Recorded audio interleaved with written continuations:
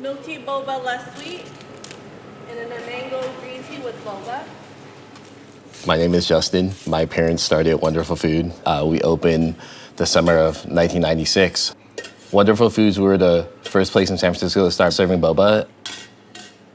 Boba originally came from Taiwan. I think it started in the late 80s.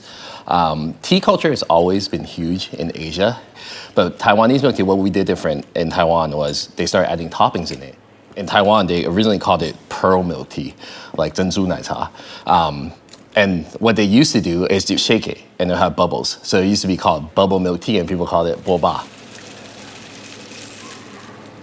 There was never like a huge wave of Taiwanese immigration that came to the US, mainly because I think Taiwan was part of, the four Asian tigers, rising economy. So there was less incentive to come here, like, Taiwan, Korea, Japan, Singapore. But for my family, they came to Taiwan during the war.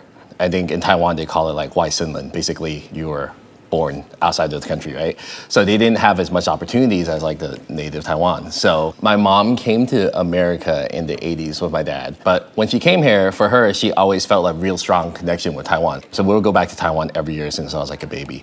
So she would see this like boba tea drink like pop up in 1980s. So she decided to bring a little bit of what reminds her of home here. I think that the hardest part was the texture that we had to warn people about. But we did nothing to really market or spread any of it. A lot of it was word of mouth. It was a very unique drink at the time. If you think about 25 years ago, what were people mainly drinking? Like sodas. And I think just the combination of the boba being sweet, the tea being sweet, and how it's super adjustable, I think that really helped broaden its appeal. Boba wasn't the original intention of the store. It was just a Taiwanese snack store. It picked up really fast. Around, the spring or summer of the following year, we started noticing other shops opening.